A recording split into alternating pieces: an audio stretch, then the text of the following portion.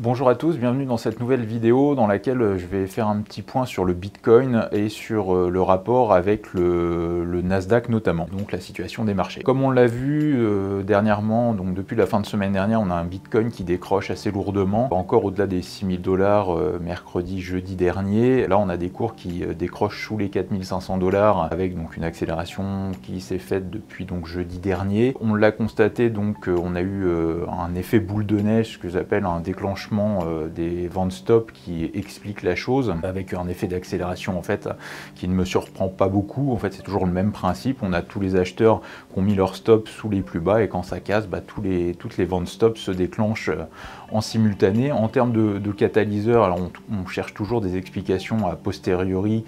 On a des contrôles de la SEC visiblement. On a voilà un fork autour du Bitcoin Cash qui peut expliquer voilà le début de la baisse. Mais dans tous les cas, en fait, ce qu'il faut, à mon avis, bien intégrer, c'est que là, on est sur une grosse phase de dégagement et qu'on risque, à mon avis, de se diriger globalement vers les 3000 $.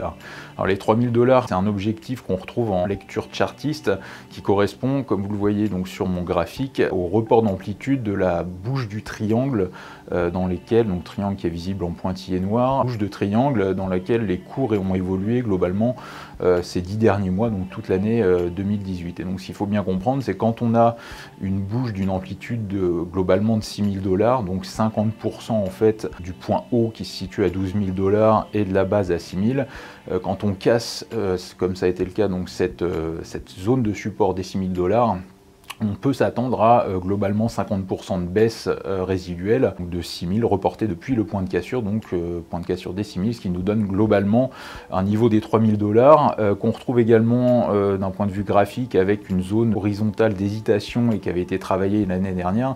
Donc voilà, pour la fin d'année, je pense que c'est vraiment cette approche des 3000 $ qu'il va falloir avoir en tête et garder à l'œil sur le Bitcoin. En lien avec ça, comme vous le voyez sur le deuxième graphique qui s'affiche, on a une situation des indices et donc de Wall Street qui reste toujours tendue, notamment donc sur le Nasdaq. On l'a vu dernièrement, on a eu pas mal de dégagements donc sur les GAFAM, notamment Apple, là, ces dernières séances et dernières semaines.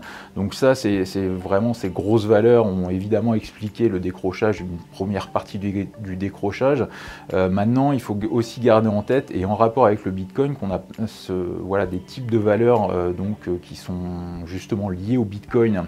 Donc type Nvidia, AMD, donc c'est des concepteurs de cartes à puce et de cartes graphiques, cartes qui sont utilisées dans le minage du Bitcoin.